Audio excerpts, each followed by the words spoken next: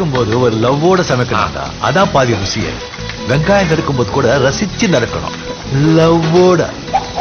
வணக்கம், welcome to இல்லா சமையல். இன்னைக்கு நம்ம பார்க்க போகிற டிஷ் கருணக்கிழங்கு கருவாட்டு குழம்பு. அதுக்கு என்னென்ன பொருள் தேவைங்கிறத இப்போ நான் சொல்லிடுறேன்.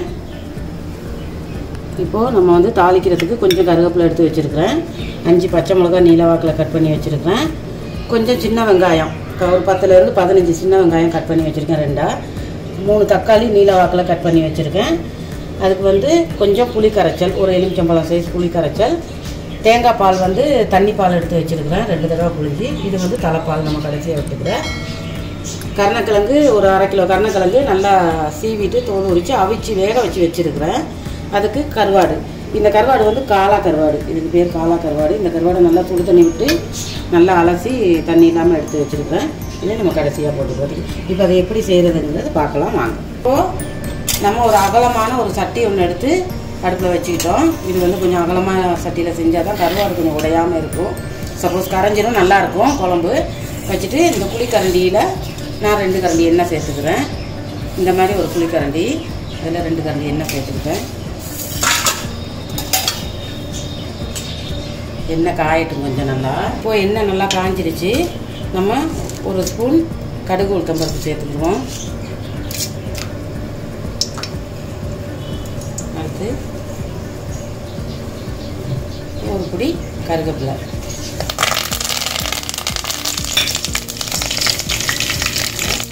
நீளமாக கட் பண்ணி வச்சுருக்க பச்சை மிளகாய்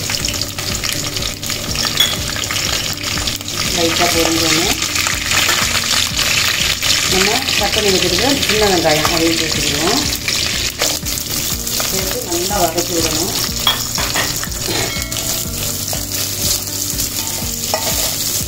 கொஞ்சம் நேரம் அந்த வெங்காயம்லாம் பச்சை மிளகாயெல்லாம் வதங்கணும். இப்போ இந்த அளவுக்கு வெங்காயம் வதங்கிடணும். இவ்வளோ வதங்கினா போதும். நம்ம வந்து கட் பண்ணி வச்சுருக்கிற தக்காளி சேர்த்துக்கணும். தக்காளியும் சேர்த்து நல்லா வதங்க வச்சுக்கணும். இந்த கருவாட்டில் வந்து உப்பு இருக்கிறதுனால நான் நிறைய உப்பு சேர்க்கலை. கொஞ்சம் இந்த தக்காளி வெங்காயம் வதங்கிறதுக்காக ஒரு 1/2 ஸ்பூன் உப்பு தான் சேர்க்குறேன். ஏன்னா கருவாடு உப்பாக இருக்குது. சுடு தண்ணியே ஊற்றி கட்டினால இந்த கருவாட்டில் நிறைய உப்பு இருக்கும். நம்ம பார்த்துக்கிட்டு பத்தலைன்னா அப்புறமா போட்டுக்கலாம். தக்காளியும் கொஞ்சம் நல்லா வதங்கிடட்டும். இப்போது இந்த தக்காளியும் போட்டதுக்கப்புறம் நல்லா வதங்கிடுச்சு பாருங்கள். இந்த அளவுக்கு வதங்கணும். இவ்வளோ வதங்கினா போதும்.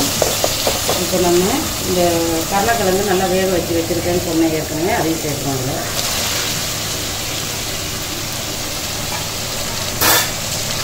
நல்லா எல்லாத்தையும் ஒன்றா நல்லா கிளறி விட்டுருங்க.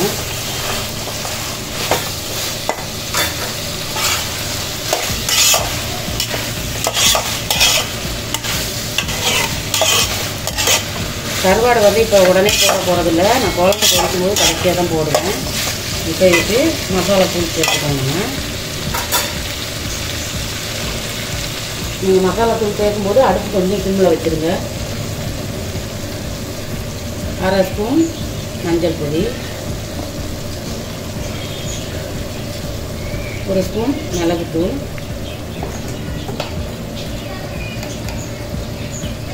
1/2 ஸ்பூன் ஜீரகத்தூள்,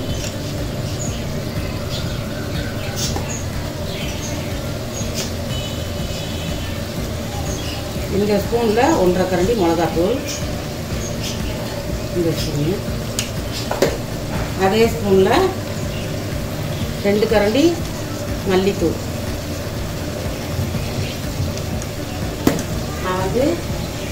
இது வந்து நான் தனியாக அரைச்ச மிளகாத்தூள். நான் வந்து இப்போ எல்லாம் கலந்து அரைச்சதில் ஒரு 1/2 கரண்டி கிட்ட போடுறேன். போட்டு வச்சுட்டு இஞ்சி பூண்டு பேஸ்ட்டு 1 கரண்டி போட்டு எல்லாம் நம்ம நல்லா மிக்ஸ் பண்ணி வைப்போம். கருணக்கிழங்குக்கு வந்து எந்த கருவாடு போட்டு குழம்பு வச்சாலும் நல்லாயிருக்கும். இந்த கருவாடு போடணும்னு இல்லை. சாதாரண அந்த சின்ன சின்ன கருவாடு இருக்குது, நெத்திலி கருவாடு, அந்த மாதிரி போட்டு கூட வைக்கலாம், நல்லாயிருக்கும்.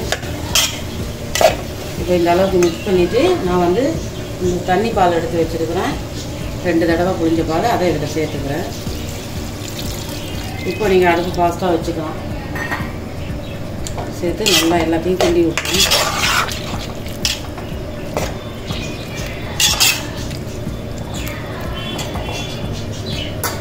கொஞ்சமாக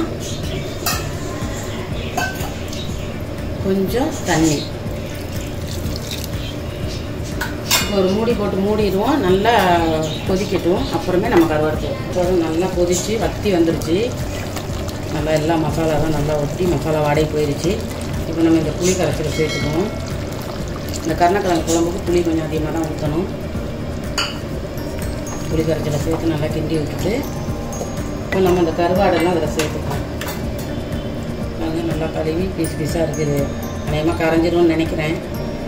கரைஞ்சாலும் குழம்பு டேஸ்ட்டாக இருக்கும். காலா கருவாடு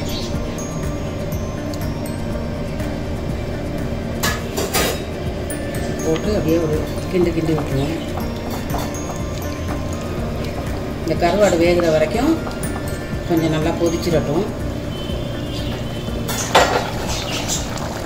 தண்ணி பாலெல்லாம் ஊற்றினதுக்கப்புறம் நல்லா கொதிச்சு அந்த கருவாடெல்லாம் வெந்துருச்சு. உடையலை கருவாடெல்லாம் நல்லா வெந்துருச்சு.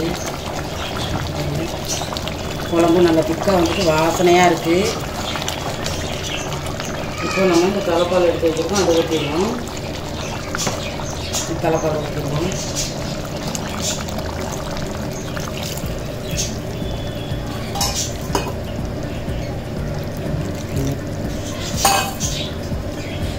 தலைப்பால் ஊற்றினோன்னா ஒரு கொதி நல்லா ஒரு கொதி கொதிச்சா போதும். நம்ம குழம்பு இறக்கி பாருங்க. இப்போ தேங்காய் பால் ஊற்றி நல்லா குழம்பு நல்லா கொதிச்சுட்டு அவ்வளோதாங்க. சூப்பரான ஒரு கருணக்கிழங்கு கருவாட்டு குழம்பு ரெடி. நம்ம லாஸ்ட்டாக மல்லிக்கீரை தூக்கிக்கலாம்.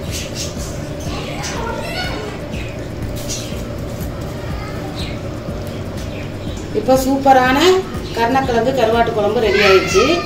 நீங்களும் செஞ்சு பார்த்துட்டு சூப்பராக இருக்குதான்னு கமெண்டில் சொல்லுங்கள். எங்கள் சேனலுக்கு சப்ஸ்கிரைப் பண்ணுங்கள்.